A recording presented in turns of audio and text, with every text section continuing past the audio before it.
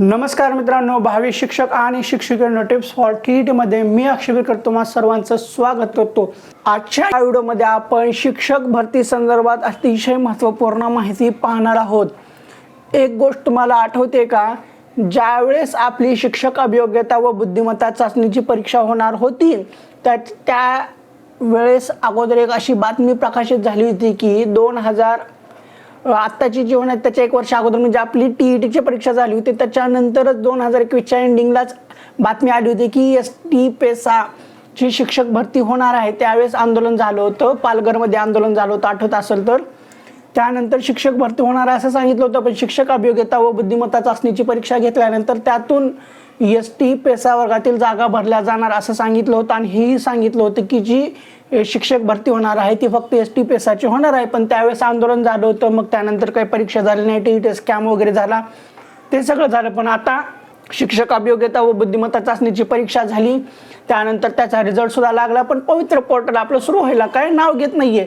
आणि त्या संदर्भातच आणि एसटी पेसा संदर्भात जी शिक्षक भरती आहे त्या संदर्भातच आजची महत्त्वपूर्ण माहिती आहे। काय आहे पहा, प्रति मुख्य कार्यकारी अधिकारी जिल्हा परिषद। आता हे जे काही जिल्हा परिषद आहेत कुठले कुठले आहेत, अहमदनगर, अमरावती, चंद्रपूर, धुळे, गडचिरोली, जळगाव, नांदेड, नंदुरबार, नाशिक, पालघर, पुणे, ठाणे, यवतमाळ। आता विषय काय आहे पहा, अनुसूचित जमाती पेसा क्षेत्रातील शिक्षक पद भरती बाबत आता जो काही संदर्भ दिलेला आहे तो असू द्या। आता जो काही मुख्य गाभ आहे तो आपण पाहू।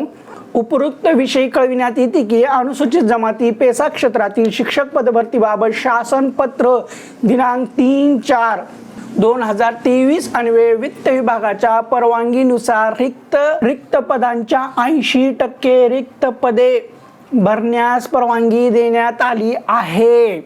अनुसूचित जमाती पेसा क्षेत्रातील रिक्त पदांसाठी त्या जिल्ह्यातील उमेदवारच पात्र असल्याने हे ओळ लक्षात असू द्या।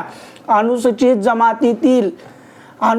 जमाती पेसा क्षेत्रातील रिक्त पदांसाठी त्या जिल्ह्यातील उमेदवारच पात्र असल्याने त्यांच्या पदभरतीबाबत शासनाने दिलेली परवानगी विचारात घेऊन कारवाई करणे आवश्यक आहे। पवित्र प्रणालीमार्फत अनुसूचित जमाती पेसा मधील रिक्त पदे भरण्यासाठी अन्य पदभरतीबरोबर काही कालावधी लागण्याची शक्यता नाकारता येत असल्याने या कार्यालयाकडून पेसा क्षेत्रातील पदभरतीबाबत अन्य पर्यायांचा विचार करण्याबाबत शासनास प्रस्तावित करण्यात आले होते। ही ओळ एकदम महत्त्वपूर्ण आहे। पवित्र प्रणालीला, पवित्र पोर्टलला उशीर लागणार आहे ही गोष्ट त्यांना अगोदरच माहिती होती। त्या अनुषंगाने त्यांनी काय केलेलं आहे की कार्यालयाकडून पेसा क्षेत्रातील पदभरतीबाबत अन्य पर्यायांचा विचार करण्याबाबत शासनास प्रस्तावित करण्यात आले होते। संदर्भ क्रमांक शासन पत्र दिनांक 10/8/2023 अन्वये पेसा क्षेत्रातील रिक्त पदे भरण्याकरिता खालीलप्रमाणे कार्यवाहीस मान्यता देण्यात आली आहे। शासन निर्णय 1/2/2023 मधील परिशिष्ट क मध्ये नमूद केल्याप्रमाणे अनुसूचित पेसा क्षेत्रातील शिक्षक पदभरती बाबत ग्राम विकास विभागामार्फत त्यांच्या जिल्ह्यांचे प्रमुख यांनी कार्यवाही करण्याची तरतूद आहे। सदर तरतूद लक्षात घेता आपणास, हेतून महत्त्वाचा आहे, आपणास TAIT 2022 ची चाचणी दिलेल्या एसटी पेसा उमेदवारांची माहिती उपलब्ध करून देण्यात येत आहे। सदर चाचणी टेट 2022 परीक्षा दिलेल्या उमेदवारांमधून गुणवत्तेनुसार शैक्षणिक व व्यावसायिक अर्हता प्राप्त उमेदवारांची आपल्या जिल्ह्यातील पेसा क्षेत्रातील शासनाने परवानगी दिलेल्या रिक्त पदांच्या मर्यादेत नियुक्तींची कार्यवाही करावी। आता हे काय आहे, आता आपण जी काही शिक्षक अभियोग्यता व बुद्धिमत्ता चाचणीची परीक्षा दिलेली आहे त्या परीक्षेमधील जेवढे काही एसटी पेसाचे विद्यार्थी आहेत त्या सर्वांची माहिती ह्या जिल्हा परिषदेला जाणार।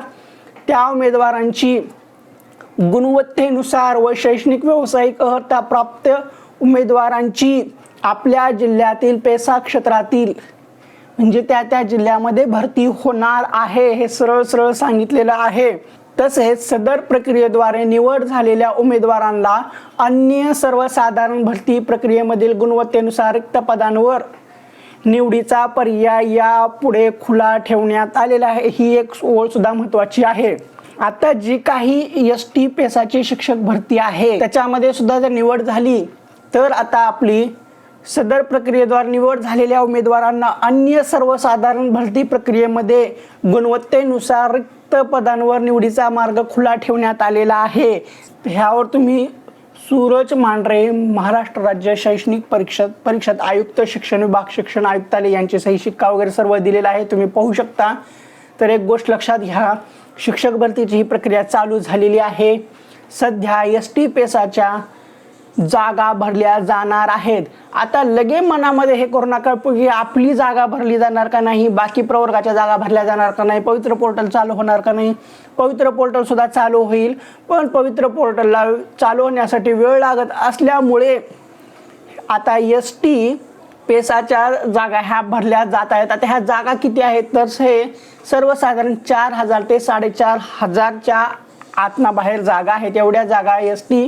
पेसा प्रवर्गाच्या भरल्या जाणार आहेत।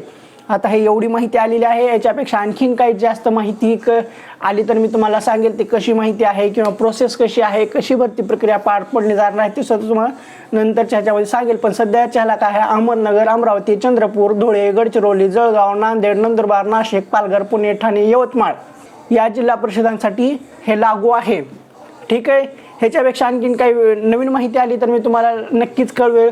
व्हिडिओ तुम्हाला कसा वाटला तो कमेंट बॉक्समध्ये सांगा आणि नाराज होऊन जाऊ नका। बाकी प्रवर्गाचे सुद्धा भरती होणार आहेत, तर पवित्र पोर्टल मार्फत होणार आहे। पवित्र पोर्टल चालू व्हायला वेळ लागत आहे, म्हणून ह्या एस.टी. पेसाच्या जागा ह्या वेगळ्या पद्धतीने भरल्या जात आहेत। आणि ह्या जर सुद्धा जागा भरल्या गेल्या तर आपल्या पवित्र पोर्टलमध्ये मग एस.टी. पेसाच्या 4,000 कमी झाल्या तर मग ती बाकीच्या काही 30,000 आहेत, त्याच्यापैकी ह्या 4,000 कमी झाल्या तर 25,000ची आपली भरती होणार आहे। त्यामुळे निश्चिंत राहा, जास्त टेन्शन घेऊ नका। सुरुवात होत आहे, शिक्षक भरतीला सुरुवात झालेली आहे, त्यामुळं टेन्शन घेऊ नका, थोडंसं हॅप्पी राहा। ठीक आहे, हा व्हिडिओ तुम्हाला कसा वाटला तर कमेंट बॉक्समध्ये सांगा। व्हिडिओ आवडला असेल तर व्हिडिओला लाईक करा। व्हिडिओ पाहून तुमचा काही फायदा झाला आहे असं वाटत असेल तर आणि तरच आपल्या चॅनलला सबस्क्राईब करा।